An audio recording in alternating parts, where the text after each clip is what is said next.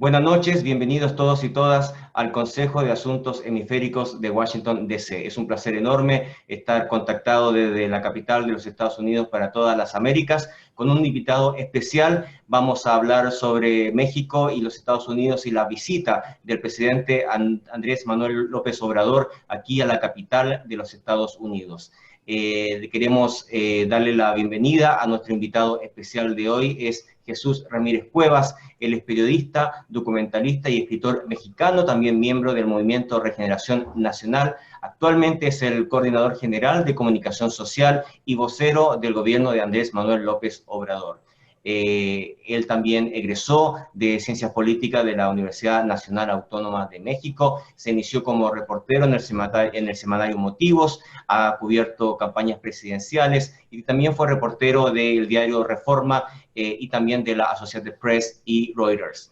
En 2012 asumió también como secretario de Comunicación y Difusión del Comité Ejecutivo Nacional de Morena, y como tal fundó el periódico Regeneración, del que fue su director.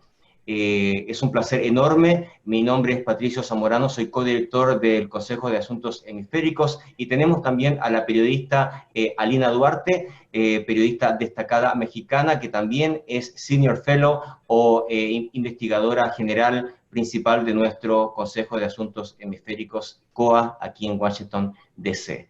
Así que voy a darle la palabra primero a Alina. Alina, ¿por qué no nos iluminas con lo que ha pasado esta semana con tu primera pregunta? Tú estuviste en la Casa Blanca en la conferencia de prensa del presidente mexicano y el presidente Donald Trump, así que fuiste una testigo presencial de todo lo que estaba pasando allá en la Casa Blanca con esta visita que ha causado muchas observaciones, tanto críticas como de celebración, tanto en México como en los Estados Unidos. Así que te cedo la palabra para la primera pregunta para Jesús. Hola, ¿qué tal? Así es, saludos a todo el auditorio. Muchísimas gracias, Jesús, por estar con nosotros.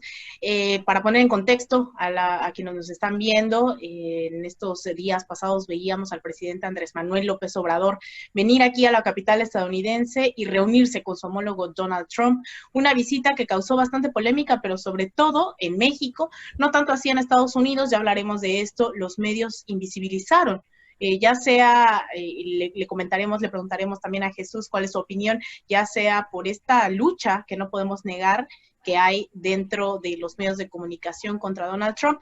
Pero bueno, vamos a poner los acentos sobre la I. El presidente López Obrador insistió en que esta reunión, el objetivo principal era hacer énfasis y estrechar estos lazos comerciales entre México y Estados Unidos con este nuevo tratado que se pone en marcha y que acaba y reemplaza al acuerdo, al Tratado de Libre Comercio con América del Norte, implementado en 1994. Y Jesús, quiero preguntarte justamente eso. ¿Cuál es tu balance? Primero, ¿cuál es el balance de la administración de algo que fue tan polémico? Porque decían que este era un momento especialmente complicado para realizar el encuentro, dado que ya hay más de 3 millones de contagios de COVID en este país, hay una revuelta popular en Estados Unidos antirracista, y en el caso de México también se ha estado tratando de lidiar también con esta crisis sanitaria. A pesar de todo esto, ¿cuál es el balance de la administración de este encuentro? Bueno, yo pienso que de acuerdo a lo que se esperaba y del propósito de la visita del presidente de México a los Estados Unidos para encontrarse con el presidente Donald Trump, creo que pues es positiva la visita y el resultado pues es exitoso, digamos, en términos de los objetivos. El propósito era, digamos, reafirmar los lazos económicos, comerciales con los Estados Unidos, de fortalecer y apuntalar el tratado de libre comercio que se firmó, el llamado TEMEC, y que pues, viene a fortalecer los vínculos y la interdependencia, ¿no? Y de alguna manera reafirmar pues, un bloque económico de América del Norte, que es uno de los principales bloques económicos del mundo, y eso pues finalmente pues beneficia a los tres países, a los habitantes de los tres países, y bueno, pues evidentemente a la población mexicana, porque de alguna manera da certidumbre en este momento de crisis global económica provocada por la pandemia del COVID-19, pues viene a ser realmente la primera visita de Estado en el contexto aunque fue una reunión de trabajo, bueno, pues finalmente fue su mandatario representando al Estado mexicano, pues la primera visita internacional de un mandatario en medio de la crisis, ¿no? De la pandemia, también como un mensaje de que pues hay que regresar a una nueva normalidad con el virus en activo y que pues debemos tomar medidas sanitarias, tenemos que cuidarnos para cuidar a los demás y que esto pues entra también en la nueva normalidad y que esto pues viene a reafirmar esta posibilidad. Creo que la polémica que se dio en México era mucho en torno digamos, a la conveniencia o no de la visita y que si esto no iba a convertirse en un activo electoral para el presidente de Estados Unidos, y creo que viendo la perspectiva desde el punto de vista mexicano, pues digamos, se reafirmó este vínculo, se fortaleció el tratado y también, de alguna manera también se manda un mensaje hacia la reactivación económica en las tres naciones que urge por la situación provocada por la pandemia, ¿no? Entonces, creo que en esos términos es muy favorable. En términos de opinión pública en México, se ve como algo muy, muy favorable. La reafirmación también de la capacidad del país de poder establecer relaciones económicas y políticas, digamos, dignas, a pesar de toda la situación, y que,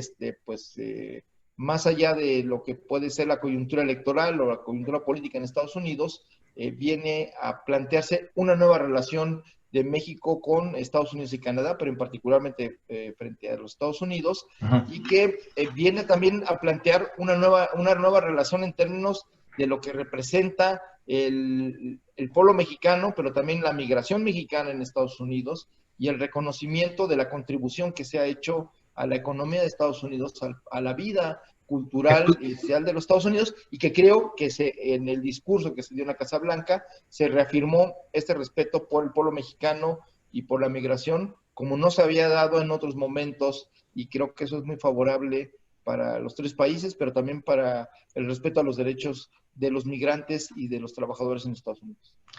Mira, Jesús, pero hay un tema importantísimo de lo que emanó de la reunión entre el López Obrador y Donald Trump. Efectivamente, en términos reales, llega el presidente mexicano y le ofrece su capital político, la verdad es que sin ningún costo para Donald Trump. Donald Trump, como tú sabes, comenzó su campaña electoral, su primer día de campaña electoral, acusando a los mexicanos de violadores y criminales, y el tema de identificar a los inmigrantes, especialmente latinos, es un tema muy, muy fuerte de la campaña xenófoba del presidente Donald Trump. Entonces, la crítica más importante que se dio, sin duda, fue cómo el presidente Manuel López Obrador le ofrece su capital político con esta visita y sin pedir, digamos, o exigir una disculpa política para poder avanzar ambos pueblos. Esa disculpa de Donald Trump hasta ahora no la hemos escuchado.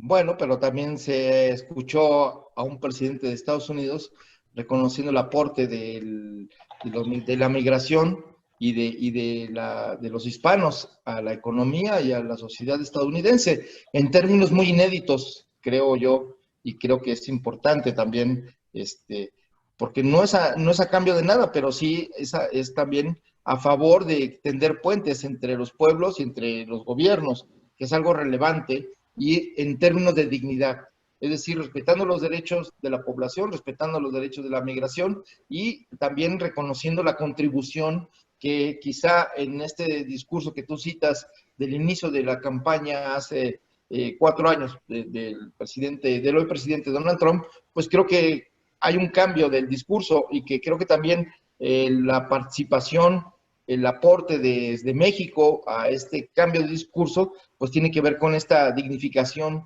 del papel de los migrantes y sobre todo de la dignidad que el pueblo de México tiene en su relación con los Estados Unidos. Hay agravios, se dijeron, históricos, no se olvidan, pero entre esos agravios está la persecución a la población mexicana en los Estados Unidos, que pues va a cumplir algo así como 100 años. Entonces, creo que sí hay un cambio de la narrativa y hay sobre todo pues el planteamiento de que para poder tener relaciones respetuosas, productivas y de cooperación, pues hay que ir respetando a los pueblos por lo que son y también reconociendo, pues en esta relación tan accidentada y tan virtuosa en algunos momentos, como es el hecho de, se habló de los braceros, se habló de la contribución de los mexicanos en momentos clave de la economía estadounidense, en la época de la Segunda Guerra Mundial y en otros momentos, y creo que esto cambia también los términos del debate y de la narrativa que hay respecto a la migración y de la relación bilateral. Justamente, Jesús, bueno, yo quisiera seguir con esto. Claramente había un sector reconocidamente, abiertamente, muy conservador, ¿no? En México, que toda la narrativa fue que esto iba a ser un fracaso y que había muchas críticas, creo, en lo personal, que no estaban centrándose en el análisis de la relación bilateral, que sobre todo pusieron el acento en si Andrés Manuel tenía o no conocimiento del idioma inglés, si Andrés Manuel había hablado más rápido en la Casa Blanca que en las mañaneras, dejando ese ruido mediático por parte de este sector. También, ¿cómo lee alguien que está a cargo de la comunicación presidencial estos mensajes que manda Donald Trump previo a la llegada de Andrés Manuel, subiendo fotos del muro, ¿no? Y reconociendo que su campaña ha sido esa durante muchos años y que un gran sector que lo sigue está con estas posturas antimigrantes en este país. Y también en el caso de los llamados Dreamers, los soñadores, hace este anuncio la administración días antes, horas antes de que llegue Andrés Manuel, de que va a intentar nuevamente acabar con el programa conocido como DACA, estos, insisto, los soñadores, de los cuales el 80% son mexicanos, son 500,000 soñadores mexicanos los que están en riesgo nuevamente a pesar de este mensaje de unidad, de hermandad que se manda de la Casa Blanca. ¿Cuál es tu lectura sobre todo esto? Que no hemos visto a un presidente de una nación defender con la contundencia que se hizo, de la manera que se hizo, del derecho a migrar y del derecho de los trabajadores migrantes, no solo de los mexicanos, sino de la migración como un derecho humano. Creo que nunca había ocurrido en la historia reciente un pronunciamiento tan claro al respecto. Y por el otro, el discurso del presidente Andrés Manuel López Obrador en la Casa Blanca fue una lección de historia, de cómo puede encontrar en la historia los momentos en los que, con respeto a la soberanía de las naciones, con respecto a los derechos de los pueblos, pero también de entender y tender puentes de que hay intereses comunes y que por lo tanto debe también, en lugar de buscarse construir muros, pues hay que tender puentes. Y creo que el discurso del presidente López Obrador fue tender puentes hacia el pueblo estadounidense, tender puentes entre gobiernos, pero también tender puentes de entendimiento de la importancia que tiene un país de migrantes como los Estados Unidos, de reconocer que el aporte de los migrantes de hoy, eso creo que es inédito y creo que eso va a ayudar también a la distensión social y política en los Estados Unidos, no a favor de nadie en lo particular de alguna tendencia política, de un partido, de un candidato, sino a la necesidad de romper con la polarización social. Se habla del racismo. Evidentemente, este tema de la migración, sobre todo la migración latinoamericana, pues tiene que ver obviamente con un tema racial, ¿no? Por la forma en cómo se ha excluido y se ha perseguido la migración hispanoamericana. Entonces, creo que ayuda a tender puentes, a romper con esta polarización y evidentemente la reivindicación histórica del papel de los migrantes en la economía estadounidense, en la fuerza de los Estados Unidos, pues también es algo fundamental, porque sin ello no vamos a entender.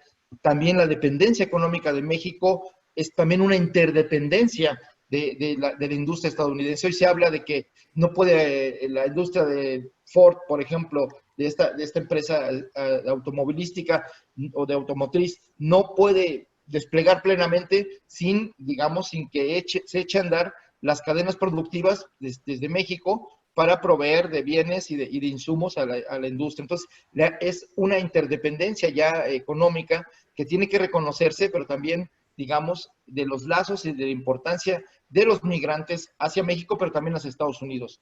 El presidente de México ha hecho doble lectura y que es muy importante.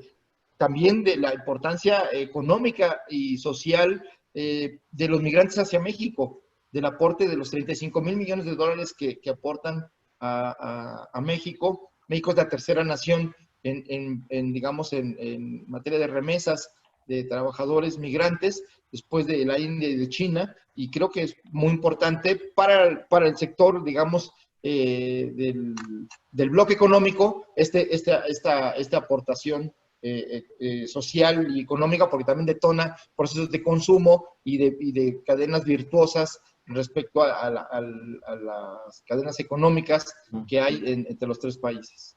Jesús, hay un tema importante, un poco para cerrar el tema de la Casa Blanca aquí en Washington, D.C., el hecho de que básicamente se ve desde el exterior. Estábamos haciendo un análisis con el comité editorial de COA un poco antes de nuestra reunión y analizando el tema de que efectivamente se ve como que López Obrador básicamente entró a un contexto planteado por Donald Trump. Esta fue una reunión en que se habló de negocios, en que se habló del Tratado de Libre Comercio, que se habló de la unidad en términos generales, pero todo lo que estamos hablando y todo lo que hemos hablado sobre el tema de la inmigración, lo que decía Alina, el tema DACA, el tema de los inmigrantes indocumentados, el tema de que, por ejemplo, hay un ataque muy fuerte contra los beneficios que los indocumentados pueden acceder, incluso bajo la pandemia. Hay varios temas humanitarios graves que afectan especialmente a inmigrantes mexicanos. Entonces, ¿tú no crees que fue una lectura riesgosa aparecer un poco el presidente de México encajando dentro de un contexto y una narrativa que planteó Donald Trump, que no la planteó el presidente mexicano? Bueno, por primera vez escuchamos de un presidente estadounidense hablar de una comunidad de 36 millones de personas que aportan a la economía, a la cultura, a la religión, a la vida social de Estados Unidos. Eso incluye a 11 millones de personas que no tienen documentos. Esa sola mención es histórica.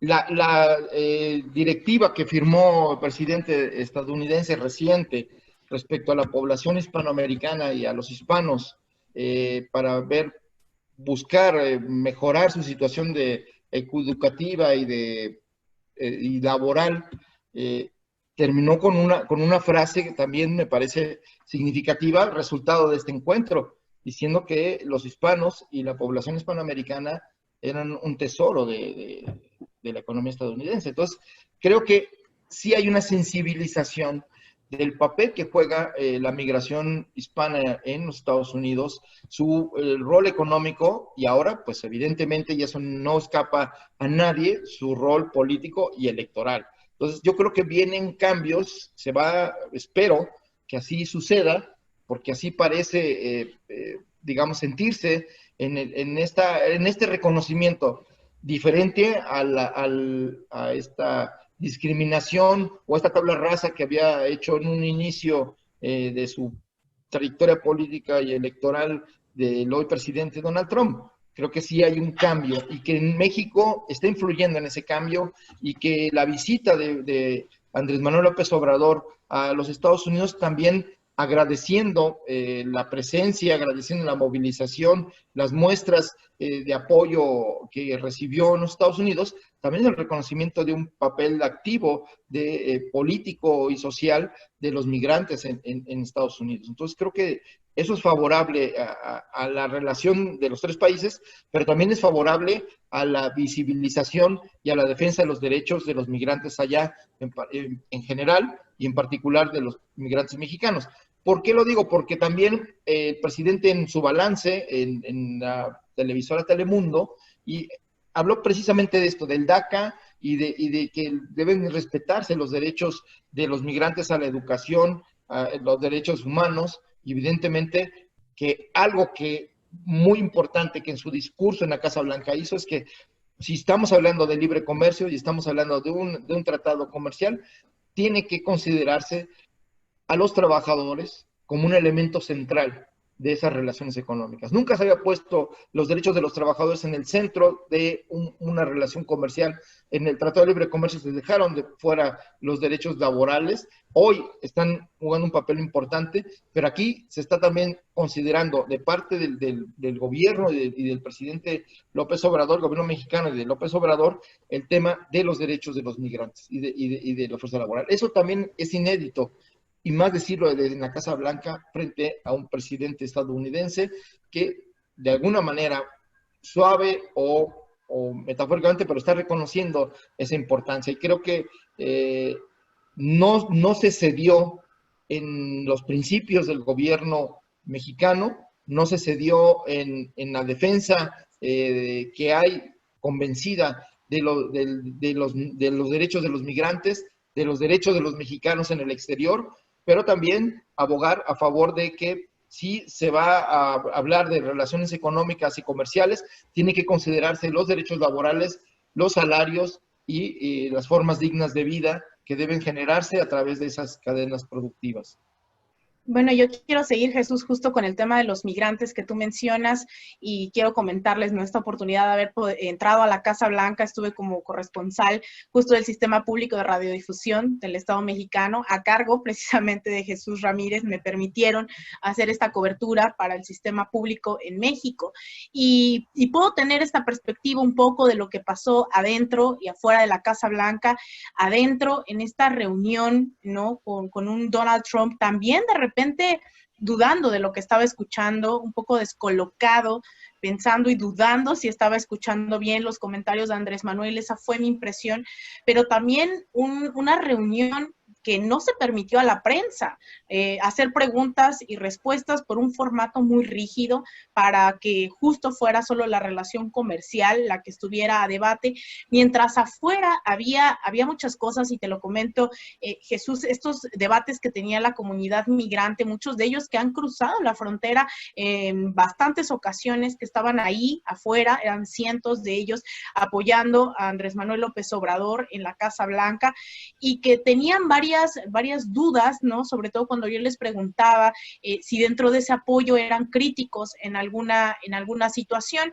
Muchos de ellos decían cosas como que el presidente no cuida su seguridad, y los otros tantos era por qué tenía ahí a esos empresarios. Y quiero preguntarte eso para cerrar esta reunión. Fue una cena con la que concluye la reunión de Andrés Manuel y Donald Trump. La gente como que le sorprendía tener a personas como Carlos Slim, como Ricardo Salinas Pliego, alguien cuya televisora hace unos días estaba llamando prácticamente a una desestabilización en el país, casi que un golpe de Estado, que fue bastante complicado, y sin embargo estuvo cenando ahí con Andrés Manuel, con Donald Trump. Muchos de ellos durante años la gente en las calles les llamaba la mafia del poder, ahora estaban en la Casa Blanca y aún así había mucho respaldo popular afuera, pero había esas dudas.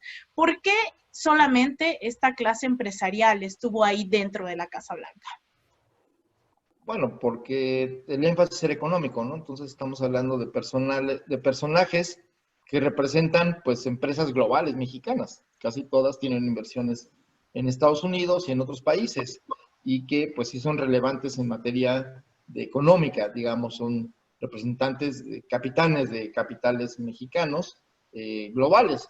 Y yo creo que, pues, precisamente por el énfasis económico, pues, se les invitó, porque también, digamos, de la parte estadounidense, pues había invitado a empresarios que, digamos, interesados en invertir en la región y de reafirmar su compromiso. En reciprocidad se invitó a estos empresarios. No fue una iniciativa mexicana, fue una iniciativa estadounidense, pero bueno, pues en reciprocidad se invitó a miembros, a integrantes de los, no del cuarto de lado de la negociación del TEMEC, sino precisamente del Consejo Asesor de la Presidencia, que tiene, digamos, a estos personajes, pues como asesores del gobierno actual, que bueno, pues evidentemente tiene una política económica y una política social, pues que contradice la tradición que representan estos mismos empresarios, pero que se han ido adaptando. En el caso de, por ejemplo, hablaba de Carlos Slim, pues Slim está hoy apoyando y financiando parte del proceso de buscar que haya internet para todos en México, ¿no? Y que ha sido, digamos, que se han allanado a los proyectos sociales del gobierno y han respaldado, digamos, esta política social que hoy ha logrado que el presupuesto público mexicano pues alcance a cerca del 70% de la población. Entonces, estamos en esta aparente contradicción, pero que pues forma parte de las realidades hoy en día de la cuarta transformación. Estamos en un gobierno que tiene un voto popular en torno a un programa, pero que también es un gobierno de todos, no nada más de los que votaron por Andrés Manuel López Obrador. Entonces tiene que gobernar para los empresarios, tiene que gobernar para las clases medias, tiene que gobernar para los sectores populares, y en ese sentido tiene que ser un gobierno de todos los mexicanos y tiene que representar a todos los sectores. Por eso, digamos, por un lado, en su discurso representando a los más necesitados, a la gente que está obligada o se ve obligada a migrar por necesidad económica, también eso sí dejó claro, y eso fue uno de los momentos más emocionantes del discurso del presidente López Obrador frente a Donald Trump, esta reivindicación de que la gente viene a aportar, pero no llega por decisión propia, sino que viene expulsada por la falta de ofertas de empleo y de trabajo en su país, y que pues va buscando la vida y pues son gente buena, son gente, padres de familia, son familias enteras que hacen su aporte. Entonces, creo yo que es un fiel reflejo de lo que es el gobierno de la Cuarta Transformación, un gobierno que está trabajando en función del interés público, del interés nacional, y que eso incluye a todas las clases sociales. Y eso también rompe los paradigmas del tipo de gobierno que desde un sector muy minoritario de la derecha y de la comentocracia mexicana quieren estigmatizar y que convertir como en un estigma, pues el hecho de llamarle populista, izquierdista, etcétera, ¿no? Estamos ante un gobierno que está rompiendo los paradigmas del modelo económico, del discurso político, y que pone en el centro los derechos humanos y la democracia, y que a partir de ello y del bienestar social está llamando a un cambio de modelo económico y de gobernanza y de sociedad, ¿no? Entonces, creo que es interesante lo que está sucediendo, y que esto pues tenga cierta repercusión en el debate en Estados Unidos sería muy, muy bueno. Y justamente, bueno, el público que nos sigue, Jesús, es mucho aquí en Estados Unidos, en donde también nos sigue por el tema de América Latina. Y cambiando de tema antes de que se nos acabe el tiempo, justamente la relación ahora de la 4T, ¿no? La llamada Cuarta Transformación, que para la gente que no es familiar, no es familiar con este concepto, es como esta última transformación que ha emprendido, dice Andrés Manuel López Obrador, en el país. En este momento, ¿dónde se encuentra el gobierno de López Obrador después de estos gobiernos que veíamos del PRI, del PAN, teniendo unas relaciones bastante agresivas en contra de países como Cuba, como Venezuela, que habían hecho de lado a organizaciones como la CELAC, como el ALBA, que incluso habían encabezado este grupo de Lima que se conformó netamente para atacar a Venezuela? ¿Cuál es hoy la postura o cuál es tu panorama sobre dónde se encuentra hoy la 4T, el gobierno de Andrés Manuel, en América Latina? Bueno, el proyecto social, cultural y político que encabeza el presidente López Obrador es un proyecto democrático, es un proyecto por una sociedad incluyente y por una sociedad que respete las diferencias de todo tipo.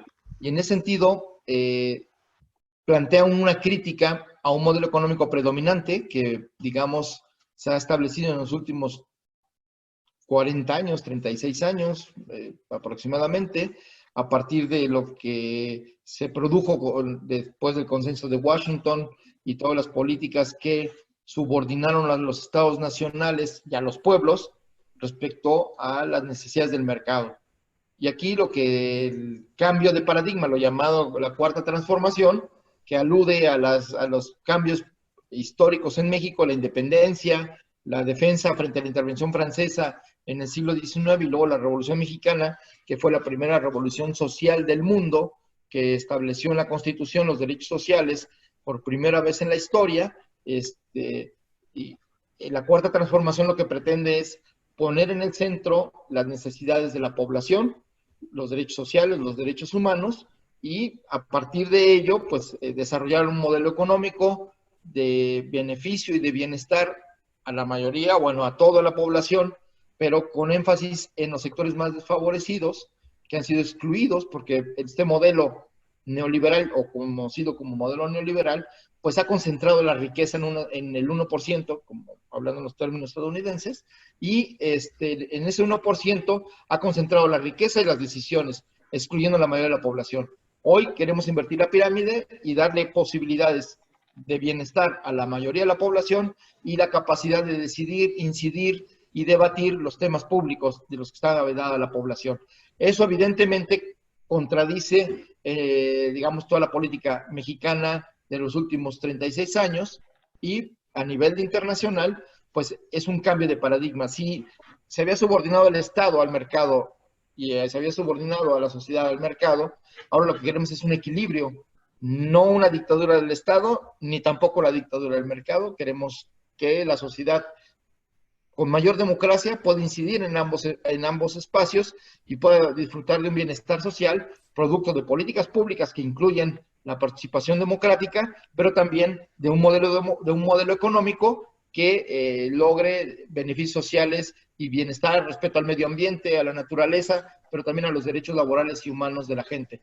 Y esto pues nos ha acercado a una corriente, digamos, mundial de reflexión, que ahora con la pandemia pues está reflexionando o está poniendo en duda si el modelo económico predominante en el mundo pues es el que necesitamos para salir ahora de la crisis de salud.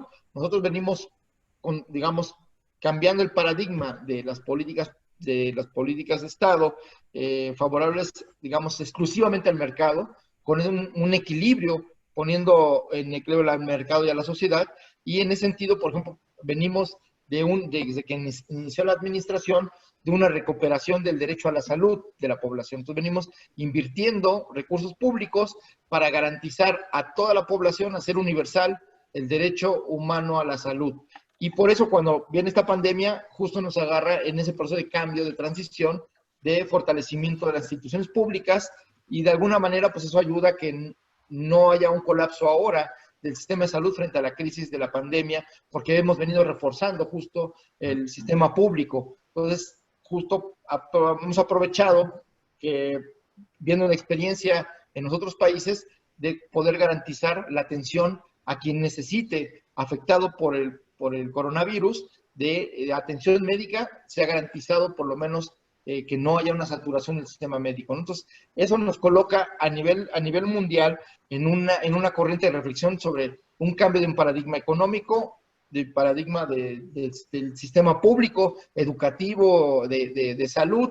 ¿Por qué? Porque también la pandemia nos está llevando a una reflexión sobre los factores de riesgo respecto al virus, y eso tiene que ver con la forma de vida, con el consumo de alimentos, con una serie de patrones que hoy están en entredicho, porque son factores de riesgo frente a la pandemia. Entonces nosotros estamos en ese cambio de paradigma que implica una reflexión respecto al modelo. Y en términos internacionales, con eso cierro, estamos diversificando nuestras relaciones a todo, digamos, a todo el mundo. No estamos privilegiando solamente un bloque económico, estamos diversificando nuestras relaciones económicas hacia Asia, efectivamente a Europa, en fin, Medio Oriente, y hacia América Latina, pero también nuestras relaciones diplomáticas y políticas hacia todos los países del mundo, sin caer, digamos, en una idea de que excluir a una parte y beneficiar a otros. Siempre y cuando rigiéndonos en los principios de la política mexicana, que es el respeto a la autodeterminación de los pueblos, el respeto a la soberanía nacional y, pues, sobre todo a esta idea de que debe haber una solución pacífica a los conflictos internacionales. Una política antibelicista, una política contra, digamos, la proliferación nuclear, y por el entendimiento y el respeto a los derechos de los pueblos a decidir sobre su propio destino. Jesús, y justamente ese tema que planteas nos abre a una de las preguntas claves que te queremos hacer. México ha sido, en cierto sentido, un balance a la influencia predominante y fuerte que siempre ha sido bastante hegemónica de los Estados Unidos, ¿no? En el caso de Venezuela, ustedes han defendido justamente los principios de soberanía, independencia, contra las sanciones. En el caso, y nos interesa consultarte también el caso de Bolivia. Ustedes recibieron al exiliado presidente de Bolivia, Evo Morales, dieron un gesto de apertura y una crítica al golpe de Estado que se produjo en el país. Y nos preocupa especialmente toda la información del mundo académico acá en los Estados Unidos, en que se ha probado, está extremadamente probado, que la misión electoral de la OEA en Bolivia manipuló, tergiversó y tuvo errores garrafales en su apreciación del triunfo de Evo Morales, con una declaración y un reporte que tuvo serios errores técnicos, ¿no? Como tú sabes, varias universidades de los Estados Unidos y medios de comunicación como el New York Times han denunciado estos errores que cambiaron la historia de Bolivia. Entonces, la OEA tiene una responsabilidad importante y quisiéramos preguntarte cuál es la posición de México con respecto a eso y con respecto a la posibilidad que la OEA quiera volver a Bolivia ahora a analizar los resultados de septiembre, cuando nuevamente el candidato del MAS, Luis Arce, va primero en las encuestas. ¿Cuál va a ser el rol de México en ese sentido? Bueno, el rol de México es fiel a su tradición histórica, diplomática, es de respeto a la soberanía de los pueblos, y en este caso, por un lado, plantean Venezuela, pues en Venezuela se ha planteado dos cosas. La primera, el respeto a la soberanía y el derecho del pueblo venezolano a decidir sobre su destino y su futuro, y que buscar el diálogo entre las partes para evitar la confrontación. Esa es, digamos, nuestra línea oficial. Y en el caso de Bolivia, pues fuimos el primer país en señalar la ilegalidad en la que se incurrió para deponer a un gobierno con métodos antidemocráticos y autoritarios.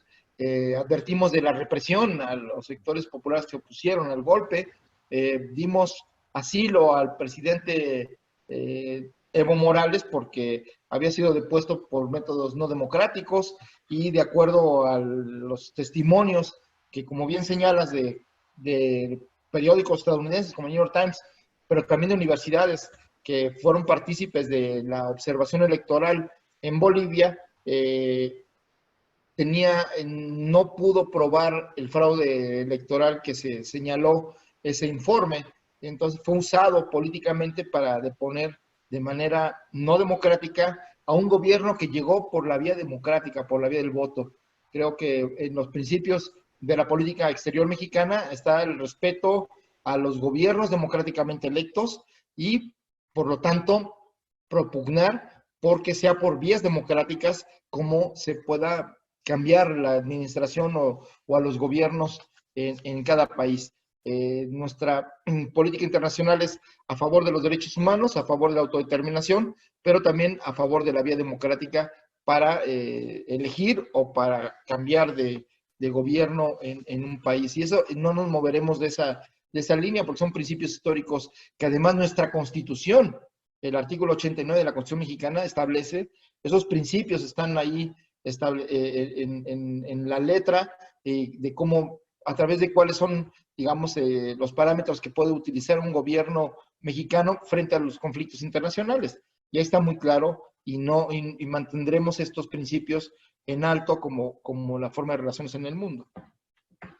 Y justamente en estas relaciones, Jesús, no nada más hacia el exterior, sino en el interior, y lo digo justamente trayendo a colación varios de los procesos progresistas en América Latina durante la última década, vimos que una de las cosas que más tensión causaba y que al final en momentos claves, cuando giran hacia la derecha, cuando hay golpes de Estado, en estos momentos tan tensos, los movimientos sociales están bastante desarticulados como para reaccionar, no así en el caso de Bolivia. Estoy pensando en el caso, por ejemplo, de Ecuador, donde a pesar de que hay un giro brutal hacia la derecha, los movimientos sociales no están articulados porque el gobierno tuvo no la mejor relación posible con ellos.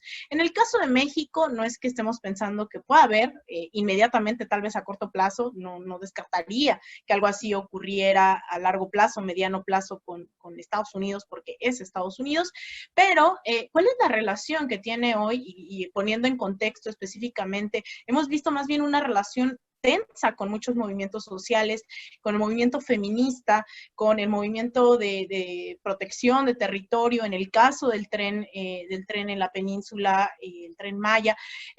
¿Cuál es esa relación con la 4T y para ir cerrando ese balance de, sobre todo la crítica, ¿no? ¿Dónde está la crítica? ¿Hacia dónde tiene que girar? ¿Hacia dónde se tiene que profundizar?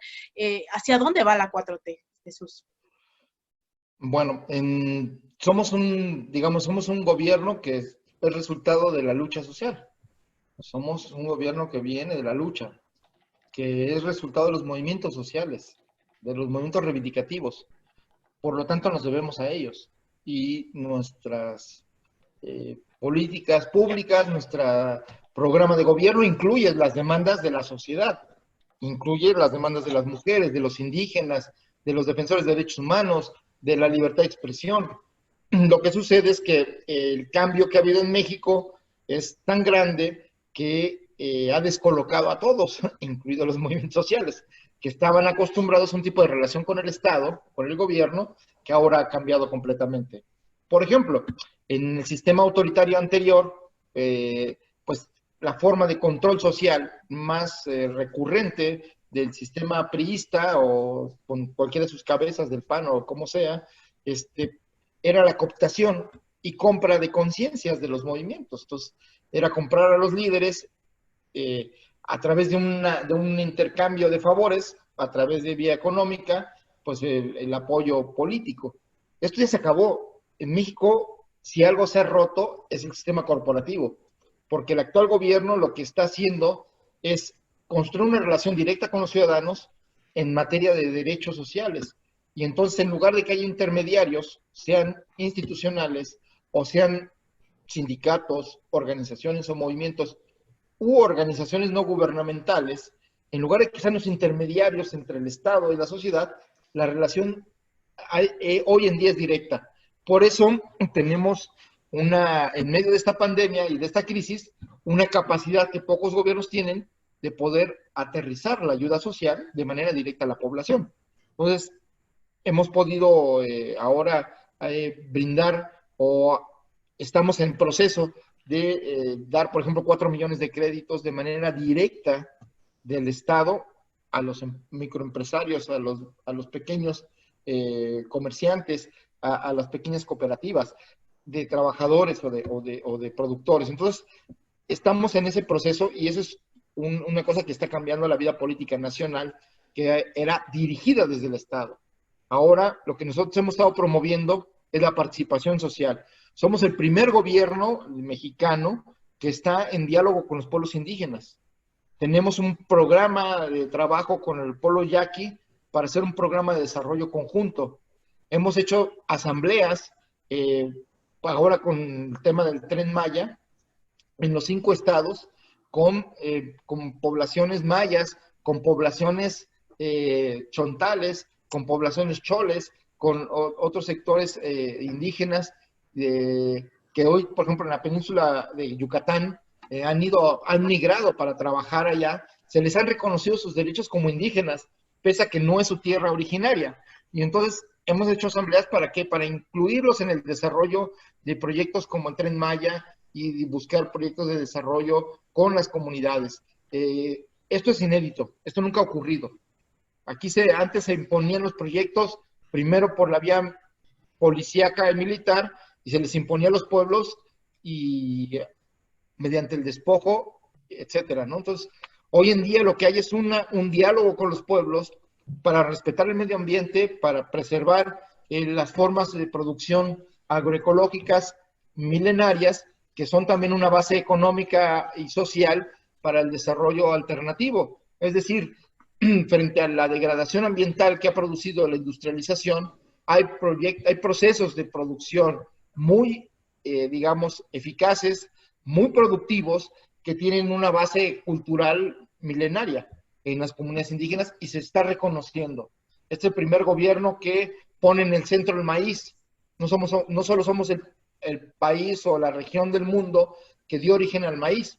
Hoy estamos reivindicando la capacidad de producción campesina de pequeña escala del maíz, porque el maíz también tiene características especiales y que también tiene una riqueza biológica que hay que preservar y que tiene que ver con las formas de producción. Eso es nuevo en México y es nuevo en otros lugares. Y en particular hay un diálogo permanente con diferentes actores sociales. Evidentemente hay un cambio, tiene que haber un cambio porque queremos una democracia participativa, pero para que eso ocurra tiene que romperse también con los viejos moldes de la participación política, de los viejos sindicatos, de las viejas... hay un compromiso por la democratización sindical, producto del tratado, pero también estamos promoviendo que se respeten los derechos de los trabajadores por las empresas y cambiando o democratizando los sindicatos. Entonces es algo nuevo, se está reforzando, digamos, la organización social en torno a los objetivos del bienestar y, bueno, pues dejan un poco de lado el uso político electoral de los movimientos y de las organizaciones. Y hay un diálogo con defensores de derechos humanos, con defensores del territorio, con, por supuesto, con los derechos de las mujeres y la infancia. Como todo proceso vivo, pues hay desencuentros, ¿no?